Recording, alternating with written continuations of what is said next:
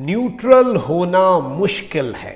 Army chief general Qamar Javed Bajwa के बयान पर पाकिस्तान तहरीक इंसाफ का रद्द-ए-अमल आ चुका है, जबकि अगला आर्मी चीफ कौन होने वाला है, कप्तान ने किस तरह से मौके पर चौका मारा है और दूसरी जानिब लंदन जाने से पहले मरियम नवाज की किस किस से मुलाकातें हुई, 72 घंटे लंदन रवानगी से कबल क्यों अहम तरीन थे और क्या मामलात तय पाए, तहलका खेज दावे इस वक्त सामने आ चुके हैं और बाकायदा तौर पर इमरान खान ने भी आर्मी चीफ की तैनाती पर मौक़िफ़ वाज़े कर दिया है।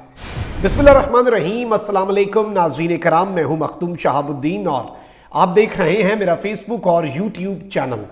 उम्मीद करता हूँ आप सब लोग बखैर आफियत होंगे और जहाँ भी होंगे अपने अहले खाना समेत खुश भी होंगे और महफूज भी।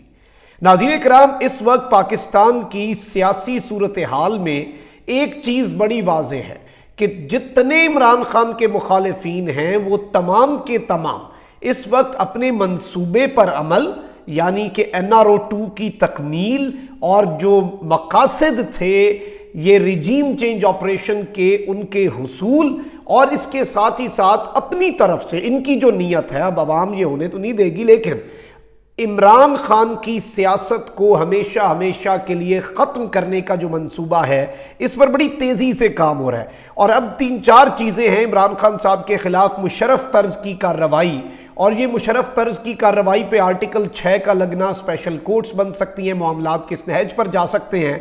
और अब बाकायदा तौर पर इमरान खान को एक बागी के तौर पर पेश किया जा रहा है। आज एक मरतबा फिर जावेद लतीफ़ ने स्टेटमेंट दी। उन्होंने कहा कि इमरान खान तो शेख मुजीबुर रहमान के 6 नुकात से भी आगे निकल गया है। इमरान खान ने पाकिस्तान का जो हाल किया है वो कौम भूल नहीं सकती।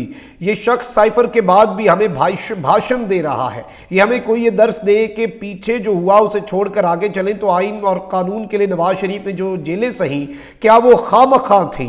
और हमने तो किसी को मीर जाफर मीर सादिक नहीं कहा, हमने तो रियासती इदारों के खिलाफ जिहाद की बात नहीं की। तो इमरान खान जो कुछ कर रहा है, इमरान खान तो शेख मुजीब के 6 नुकात, आपको पता है जावेद लतीफ़ साहब शेख मुजीब के 6 नुकात क्या थे और क्या मामलात थे, क्या नहज थी, कुछ हिस्ट्री पढ़ें, खुदा का खौफ करें। इस तरह की पोलराइजेशन जो आप क्रिएट कर रहे हैं। और अब इस सारे मामले में साइफर से मुतल्लिक इमरान खान साहब की ऑडियो लीक्स की तहकीकात के लिए विफाकी तहकीकाती कमेटी FIA की इंक्वायरी टीम भी तश्कील दे दी गई है और इस टीम में FIA के 5 मेंबरान, ISI, IB और MI के 3 नुमाइंदे शामिल होंगे और ये बाकायदा तौर पर 1 अक्टूबर को FIA को तहकीकात करने की काबीना ने मंजूरी दी थी। इसके साथ साथ ओवरऑल ऑडियो लीक्स की तो राणा सनाउल्लाह साहब की वो नेशनल सिक्योरिटी कमेटी, ये FIA को काबीना ने कहा है कि आप इमरान खान साहब वाली ऑडियो लीक्स और साइफर के कॉन्टेक्स्ट में तहकीकात करें। और अब जो हैकर की तरफ से एक मुबैना हैकर, और ये वो हैकर है ही नहीं, वो हैकिंग फोरम पे बात करता था, ये हैकर बॉय 11 कोई फेक अकाउंट है, लेकिन इसके पास क्या ऑडियोज़ हैं या फिर ये एक पूरा मंसूबा है, क्योंकि उसमें ये बात कही गई, जो चैनल 24 ने उसे बड़ा हाईलाइट किया, उसके बाद इस खबर को दबा गए, लेकिन उन्होंने जो मकसद अचीव करना था, जियो ने अगला महाज संभाल लिया है। तो उसमें कहा गया कि जी डायरेक्टर DG FIA जो थे बशीर मेमन, उन्हें बाथरूम में बंद किया गया और अब उन्होंने खुद इस वाक़े की तस्दीक कर दी है कि जी हैकर की जानिब से जो ट्वीट में बताया गया वाक़या था, हैकर ने कहा था कि साबिक DG FIA को बाथरूम में कैद कर दिया गया था और अपनी बात मनवाने के लिए दबाव डाला गया था। बशीर मेमन ने गुज़श्ता रोज़ एक निजी TV के प्रोग्राम में कहा कि साबिक वज़ीर आज़म इमरान खान ने उनके सामने मरियम नवाज के बारे में इंतहाई गलीज़ ज़ुबान इस्तेमाल की, जिस पर उन्हें गुस्सा आ गया और उन्होंने ऊंची आवाज़ में इमरान खान को जवाब दिया। उनका जवाब इतना सख्त था कि बस गाली देने की नौबत रह गई थी। बशीर मेमन ने कहा कि उनका लहजा देखते हुए आज़म खान उनका हाथ पकड़कर उन्हें बाथरूम में ले गए और दरवाज़ा बंद कर दिया। आज़म खान ने कहा कि वज़ीर आज़म को ऐसा कह रहे हो। हैकर ने इस वाक़े के अलावा भी बहुत सारी बातें कल अपने ट्वीट में की, लेकिन अब तक उनकी तस्दीक नहीं हो सकी। बाद में इस हैकर ने अपनी जो दावे हैं वो डिलीट कर दिए थे, अपने ट्वीट्स भी डिलीट कर दिए थे।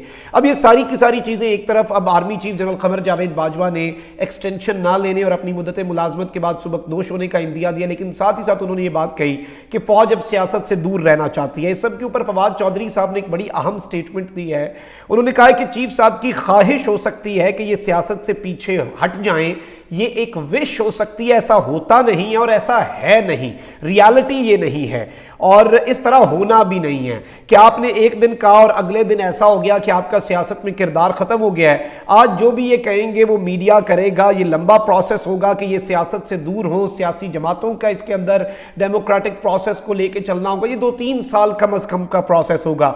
ये नहीं, अब ये बड़ी आम स्टेट बात की है फवाद चौधरी साहब ने कि ये नहीं कि आप अपनी मर्जी के सारे काम करके अचानक कह दें कि अब हम पीछे हट गए हैं और अब हम गैर सियासी हो गए हैं। ये आपकी ख्वाहिश हो सकती है, लेकिन इस तरह चीजें नहीं चल सकती और मामलात इतने भी सादा नहीं हैं जितने ये मामलात इस वक्त लग रहे हैं। अब इमरान खान साहब ने चीफ साहब के हवाले से क्या कहा, उससे पहले मैं आपको ये बता दूं कि आरिफ हमीद भट्टी साहब ने एक बड़ा अहम क्लेम किया है और इन्होंने ये कहा है, सीनियर साफी हैं, कि मरीम नवाज शरीफ 72 घंटे पहले किससे मुलाकात करने गई और बाहर जाने से 72 घंटे पहले तक क्या गुफ्तगू हुई, क्या मामलात तय हुए और उस मीटिंग में अपने सगे जो रिश्ते हैं जिनमें हमजा शहबाज भी हैं उनके बारे में मरीम नवाज ने क्या कहा।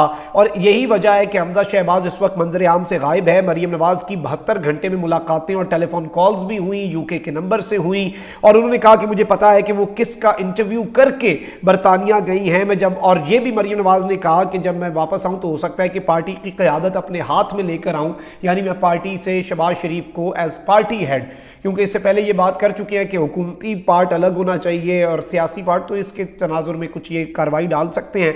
तो ये आरिफ हमीद भट्टी साहब का एक बड़ा अहम क्लेम है। उन्होंने आधी बात कही है लेकिन बहुत सी चीज़ें लोग समझते भी हैं।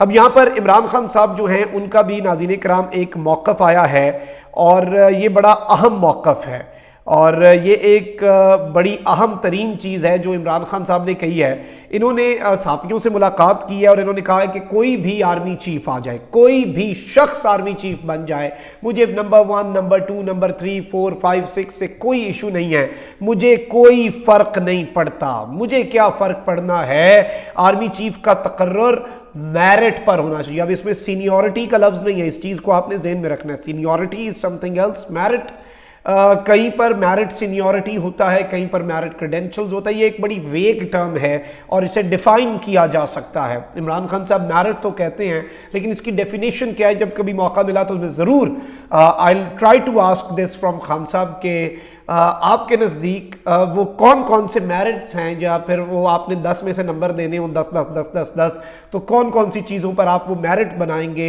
आर्मी चीफ की तैनाती का, वो क्या होना चाहिए, उस पर कंसेंसस हो जाए, एक सिस्टम बन जाए ताकि ये चीज़ें सही हो जाएं। अब इस सब के अंदर इमरान खान साहब ने ये बात सहाफ़ियों से मुलाकात में ज़रूर कही कि ये मर्जी का आर्मी चीफ लाना चाहते हैं, ये तो सिक्योरिटी थ्रेट है।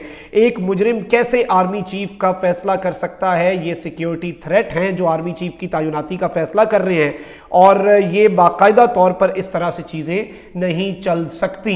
तो ये एक बड़ी अहम स्टेटमेंट है। आप कह सकते हैं कि इमरान खान का नहले पर दहला है और ख्वाजा आसिफ ने कहा कि नहीं जी हम तो करेंगे, हम तैनाती हम ही करेंगे, अगले महीने प्रोसेस शुरू कर देंगे और इस तरह के मामला। कमेंट सेक्शन में राय का इजहार ज़रूर करें। अपना बहुत ख्याल रखें। अल्लाह निगहबान। पाकिस्तान जिंदाबाद।